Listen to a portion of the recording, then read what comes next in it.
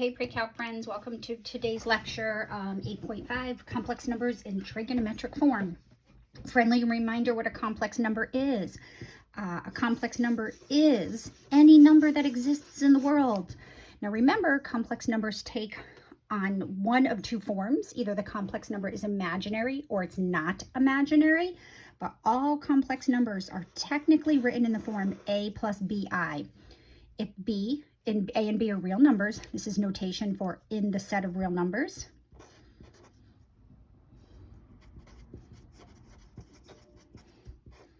This is real numbers. Now remember, a real number is a number you can find on the number line. So a real number is a complex number. All real numbers are complex numbers, but they're a complex number with this imaginary part, b is equal to 0. So if b equals 0, this gives us the set of real numbers. Real numbers are numbers we can find on the number line. Examples of real numbers are any whole number, 5, 16, negative numbers, -3, fractions, decimals.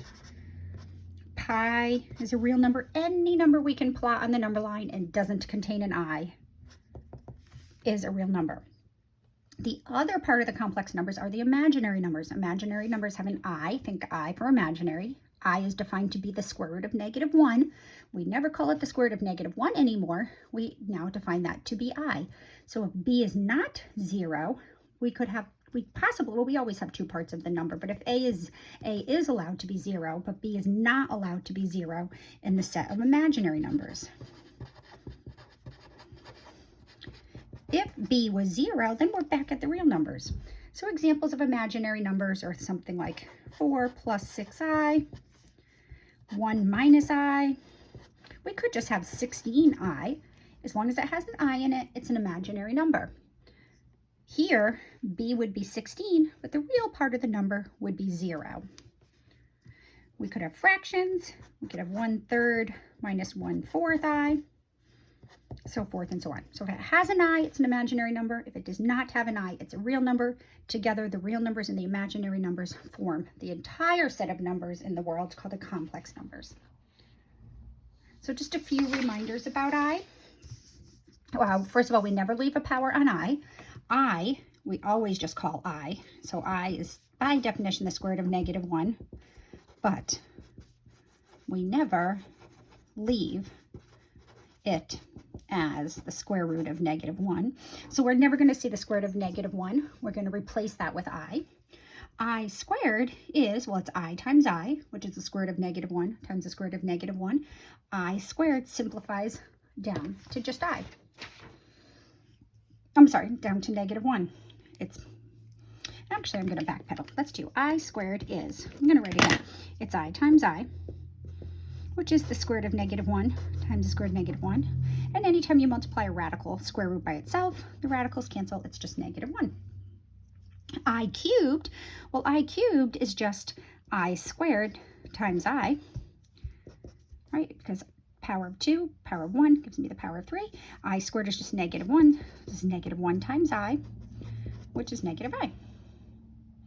I to the 4th, my favorite power on I, because it's I squared times I squared. Well, I squared is -1, so it's -1 times -1. It's +1. Never leave a power on I.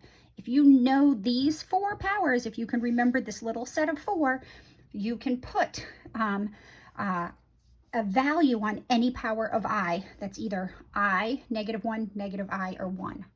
Any power on I simplifies down to one of these 4 values.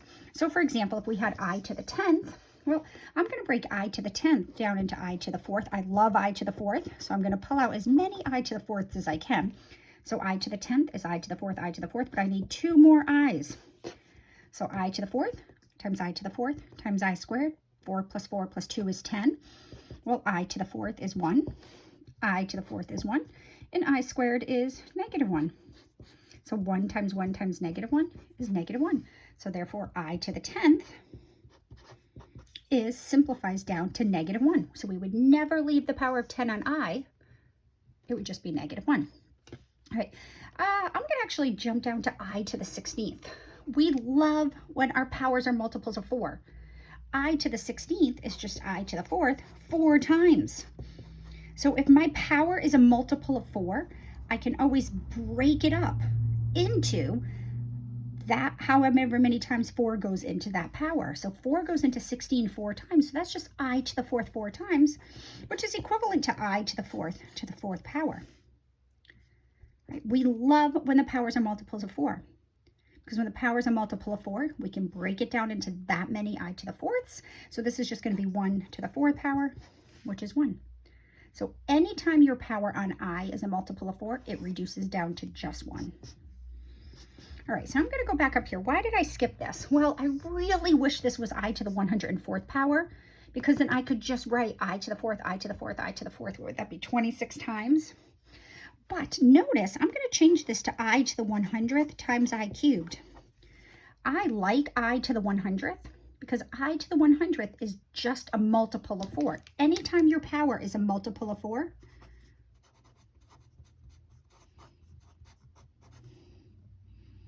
it just equals 1.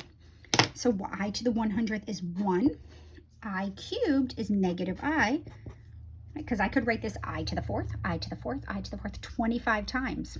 Then I would have 3 left over. So I to the 4th 25 times is just going to be 1 multiplied by itself 25 times, just like we did 16 down here. Multiplied it I to the 4th times itself 4 times to get all 16 on that power. We have I cubed left over. I cubed is negative I. 1 times negative I is negative I. So we love when this is a multiple of 4. The answer is always 1 when the power is a multiple of 4. So if we have a number, larger numbers that aren't multiples of 4, we pull out the highest multiple of 4 that doesn't exceed that number, and then what's remaining is the value of I to that power. All right, reminder, algebra with complex numbers. We treat i's like we treat x's when we're adding, and we add like terms or like parts. So if we're adding complex numbers, well, here we have be careful because students sometimes see the parentheses and they mistake algebra with complex numbers. They mistake addition and multiplication because they see the parentheses and they automatically want to do that first and or add or last thing. What this means is just 2 minus 3i plus the number 8 plus 4i. And we just simply combine real parts and imaginary parts. Now, it's customary to put the real part of the number first. That is the part that doesn't have the I. So we have positive 2 and positive 8, which is 10.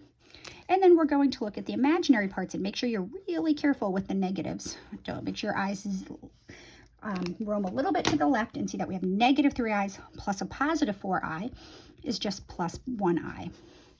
So 2 minus 3i plus 8 plus 4i is going to be 10 plus I. All right, be really careful. I know that's super simple. Be really careful with subtraction. Tricky, easy to make a mistake here when we have subtraction. Make sure that when you're subtracting a complex number, an imaginary number, and it has both a real part and an imaginary part that are not 0, that you distribute the subtraction. So this really means 2 minus 3i. We're going to subtract the 8, and then we're also going to subtract the 4i. And then I'm going to look at my real parts. This time I have 2 minus 8. So my real part of my number is negative 6. And now I have negative 3i's here, but now I have minus 4i's because I had to distribute that subtraction. We get negative 7i's.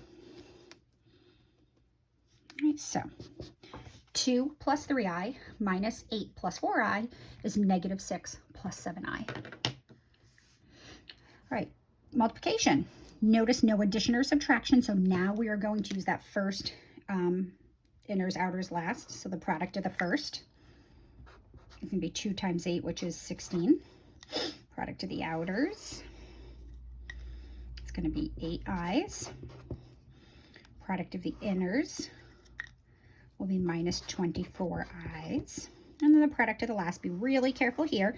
Negative 3i times positive 4i will be negative 12. We have I times I, so don't lose this I squared right here. I times I is I squared. And then also remember, I squared is equivalent to negative 1. We never leave a power on I. So what we actually have here is 16. I'm going to add my negative 8i's and take away my negative 24i's, which will be give me negative 16i's. And then minus 12 times I squared is negative 12 times negative 1. So that's just going to become plus 12.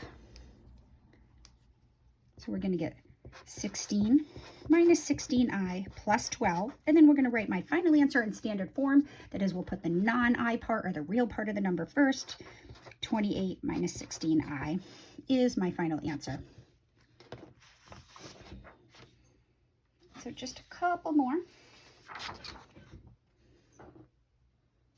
Let's suppose we did negative 3i times 8 plus 4i. Well, this is just the distributive property, so we have just a little singleton term out here, and we're going to do that times that, and then that times that. Watch your signs very carefully. Negative 3 times negative 3i times 8 would be negative 24i. Negative 3i times positive 4i, negative 12i squared. I times I is I squared. Don't forget that guy. I squared, we never leave a power on I, so we're going to replace I squared with negative 1. So that's negative 24i minus 12 times negative 1, negative 24i plus 12. And I'm going to put it in standard form. It's just more visually pleasing, and it's the proper thing to do. So negative 3i times 8 plus 4i, simplified, is 12 minus 24i. All right, dividing complex numbers. Now, there's really only one way to divide complex numbers. You have to keep the trick in mind. So hopefully you've seen this before. We, just like radicals, we're not allowed to leave i's in the denominator of a fraction. So the trick is to multiply the top and the bottom by the conjugate of the denominator. So the conjugate of 8 plus 11i is 8 minus 11i. But I can't multiply just the denominator by 8 minus 11i, so I have to multiply the numerator by 8 minus 11i also. So this is the trick. All right, we're going to multiply the top and the bottom by the conjugate of the denominator. When you multiply a complex number by its conjugate, nice things happen and all the i's will go away if you do it correctly. So I'm going to do the denominator first because it's really cool. So product of the first is 64. Product of the outers is minus 88 i's. Product of the inners, notice the outers and the inners always cancel with conjugate. So technically we didn't even have to do that. If you were comfortable knowing that the inners and the outers were going to cancel, you could have just not even written that down. Now be careful, because now we have minus plus 11i minus 11i, which will be minus 121 I squared. Keeping in mind that we're going to replace I squared with negative 1. And these guys are just going to cancel. All right, now the top, they're not conjugates. There's no super relationship here, so we're not expecting anything really cool to happen. Product of the first is 16. Product of the outers is minus 22 i's. Product of the inners, minus 24 i's. Product of the lasts, plus 33, because it's minus 3i, minus 11i, plus 33i squared. We're going to replace I squared with negative 1. I'm going to clean this up. So my numerator is going to be 16 minus 22i minus 24i is negative 46i's. And then 33 times negative 1 becomes minus 33. All over, the denominator is just going to be 64. Well, minus 121 times negative 1 is plus 121. Right, and notice no i's in the denominator. So 16 minus 33 is negative 17. Minus 46 i's all over 185. It's not beautiful.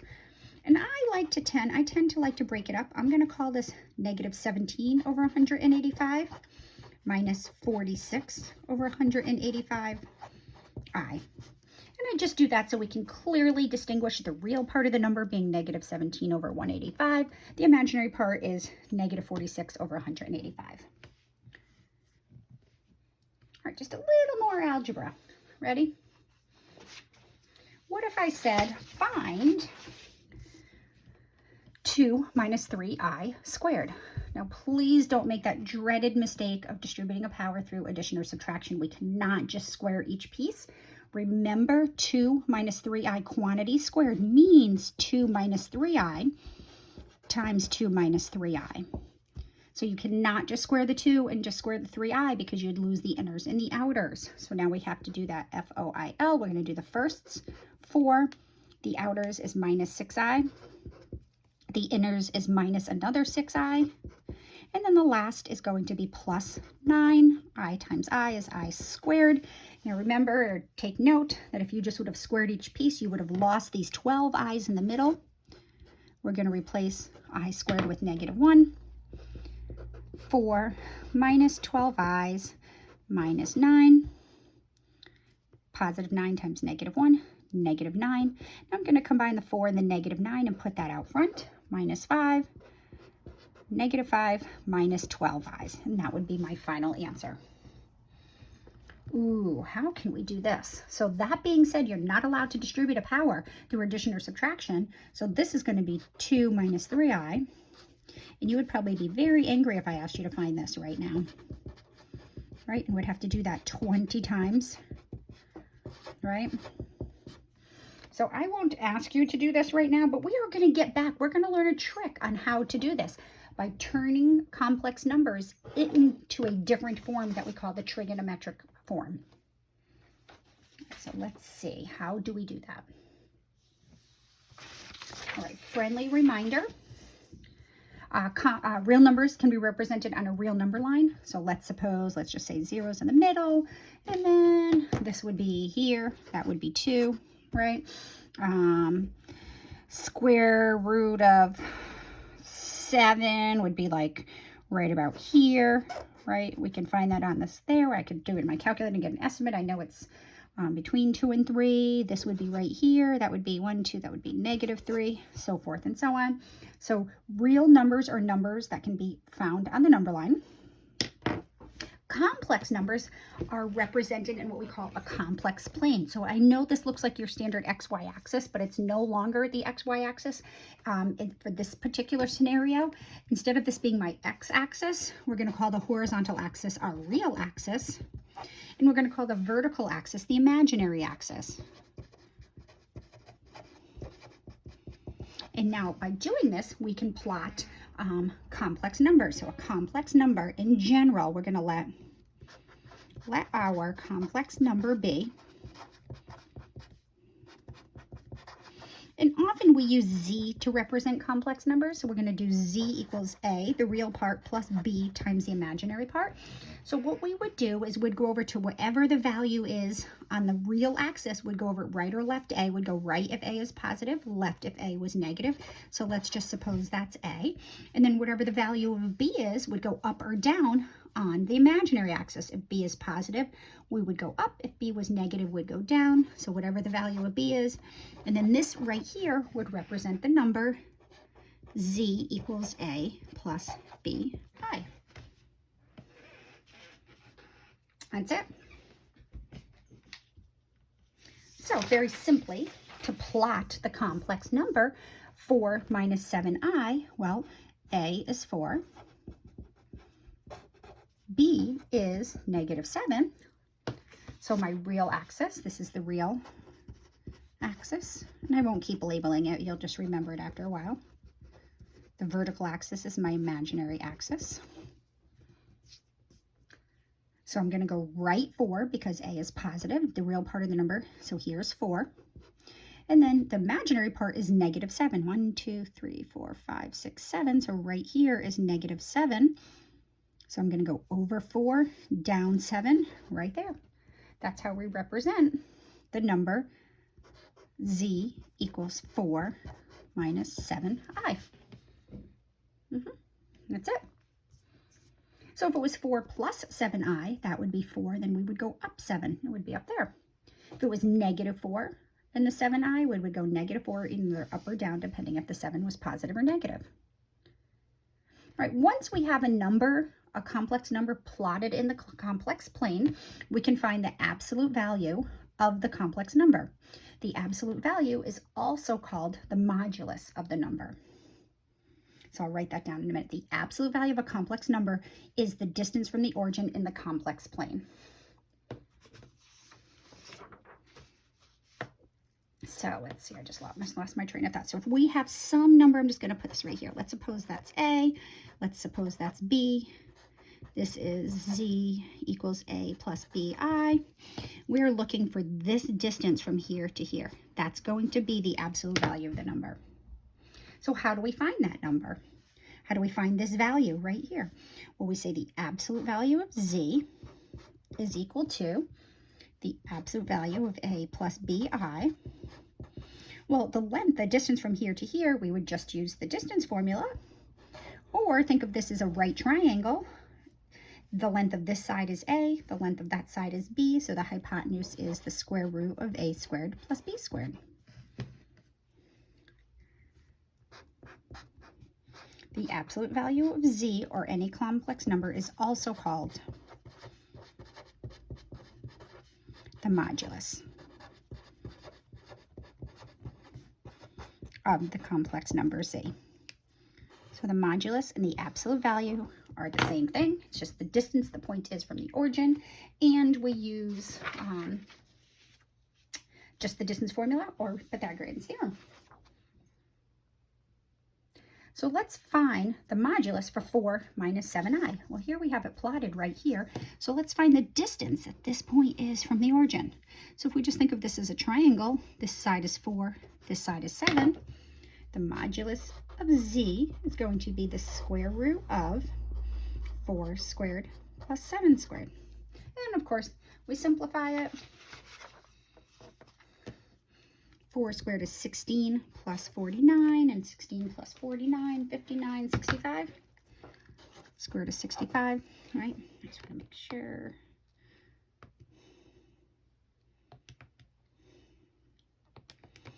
And 65 doesn't have any perfect square factors. So that's it.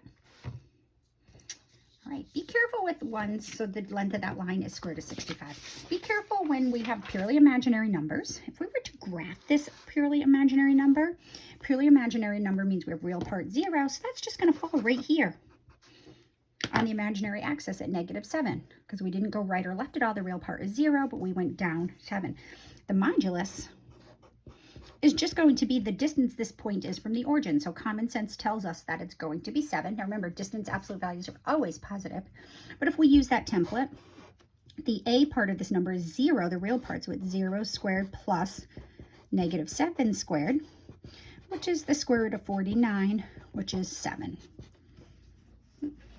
So likewise, if we had just the real number 4, the real number 4 is the number that falls right here on the x-axis. We didn't go up or down at all because that would give us an imaginary part of the number. We have just a real number here. So we can see that this distance is just going to be 4, just like this distance was 7. So the modulus, or the absolute value of 4, is just going to be 4. But if we use the template, it's 4 squared plus 0 squared, which is the square root of 16, which is 4. Okay. Right, let's talk about representing our complex number in what we call trigonometric form. So this is an alternate way to look at a complex number. So if we have our complex number plotted in our complex plane, horizontal axis is the real axis, vertical axis is the imaginary. We go over A and up or down B. Notice we just have we can refer to our right triangle trigonometry here. The angle right here that's formed from the x-axis to the line that connects the point, the complex number, to the origin, that angle is called the argument. So notice that the cosine of the angle is just, let's label something. So we know that this side is going to have length B, the imaginary part of the number. This side's going to have length A. The real number, we're going to call this R for now. So the cosine of that angle is A over R, which implies we're going to now solve this, and we get A. The real part of the number is just R times that cosine of the angle that's formed from the x-axis to the terminal side of the line that connects the point to the origin. The sine of that angle is going to be B, the imaginary part of the number, over the length of the line, of the modulus of that complex number. So in other words, b, using algebra, is just r times the sine of the angle. So therefore, we can rewrite the number a plus bi like this. We can write a plus bi, and instead of a, we can call it r cosine theta, plus b, which is r sine theta, all times I, because it's a plus bi. And then we take out the r, we get r cosine theta plus I. I'm going to pull the I out front so we don't multiply the angle by I, so it's I times the sine of theta. Now, some textbooks use the notation. So we have a C here, we have the I, and we have the S. So you may see this R C I S theta, where CIS theta is equal to the cosine of theta plus I sine of theta. I tend to just write this out. I hadn't seen that for a very long time in my math career, so I tend to leave it in its expanded form, but that's what r cis theta means. Okay, r is called the modulus of a plus bi.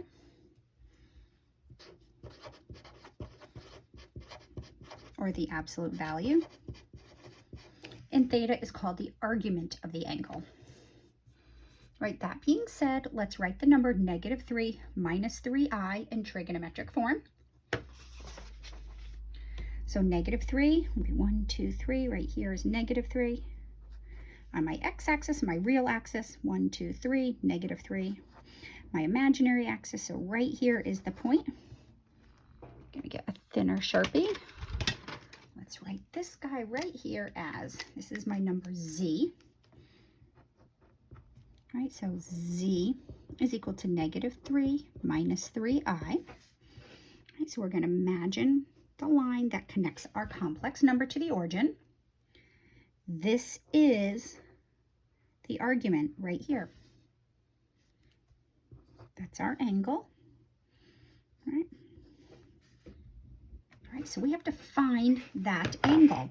Well, notice, first of all, you might notice that this is just a right triangle because we went over 3 and down 3. Not a right, it is a right triangle, but we went over 3 and down 3. So we know that's a 45, 45, 90 triangle. But if you're not sure, you could say that the sine of theta would be, well, it would be the length of this side over, oh, we got to find r. So let's find r. R would be, that's the modulus. We'd be the square root of -3 squared plus -3 squared, which would be the square root of 18, which is 3 square root of 2, right? So that's 3 square root of 2. So the sine of that angle is -3 over 3 square root of 2, which is the same as -1 over the square root of 2, which is negative square root of 2 over 2. All right, so what angle lies in the third quadrant and has sine negative square root of 2 over 2? Well, hopefully you realize that reference angle was 45 degrees. So theta is going to be 180 plus 45, which is 225 degrees. Whew. So we have r is 3 square root of 2. Theta is 225 degrees. So therefore, we are going to write -3 minus 3i as r 3 square root of 2 times the cosine of 225 degrees plus I sine 225 degrees. You may also see it written 3 square root of 2 CIS 225 degrees. All right, so that's that number in trigonometric form. Let's do a few more. So this is nice because we knew this this angle was one of our basic angles based on our knowledge of our trigonometric functions. What about negative square root of 3 plus I? All right, well, be careful here. We don't see it, but the number out front here, the coefficient in front of I is 1. So we're going to go to the left negative square root of 3, and this is going to be tough. I'm just going to kind of Square root of 3 is not quite 2, but I'm going to make this 1 and I'm going to make this 2 just to make it easier to find. And so this would be 1 right here. I'm going to say it's probably about right there.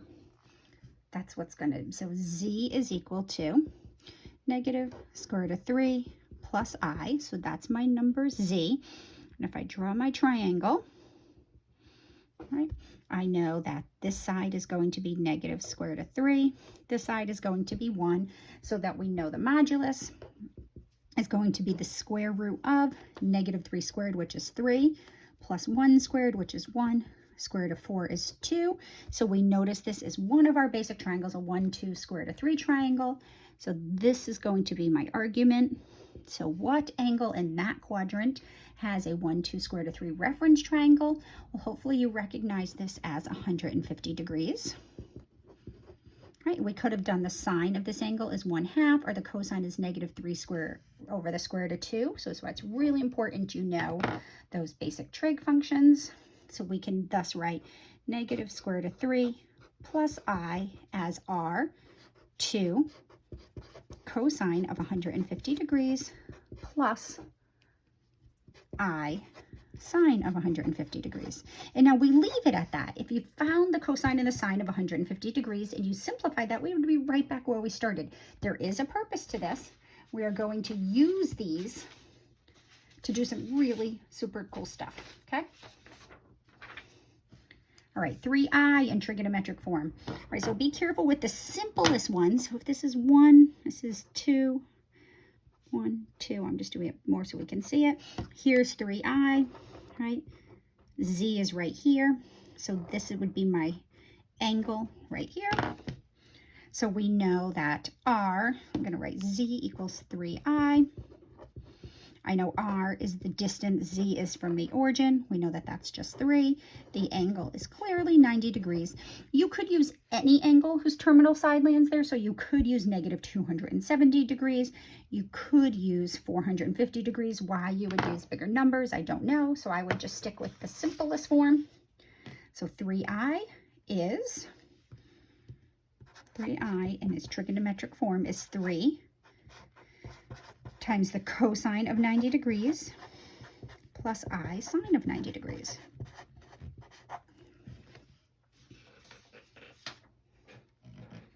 All right, so fortunately the last few problems have been very helpful in the sense that we had angles that were our basic angles. They were either multiples of 30 or 45, but that's not always the case. So let's look at 2 minus 3i and see how that looks in trigonometric form. So I'm going to use every 2. So that's going to be 2, and I'm going to go down here to negative 3. And there is z right here. So z is going to be 2 minus 3i. So here is the line. Here's my reference triangle. This side of the triangle is 2.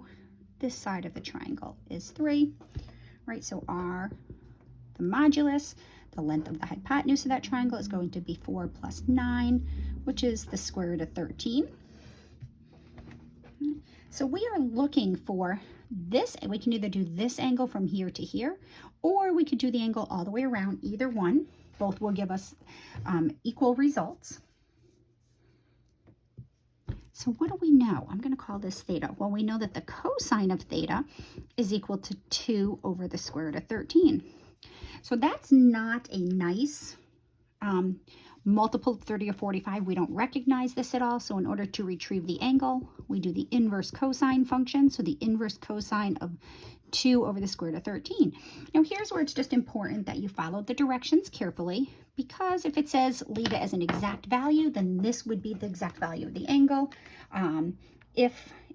We wanted an approximation, it would tell you to round to 1 decimal place. So I'm going to do the inverse cosine, assuming that that's what it's probably going to have you do, 2 divided by the square root of 13. So we're going to get the value of that angle, and it's about 56.3 degrees. So just make sure you follow the directions and retrieve.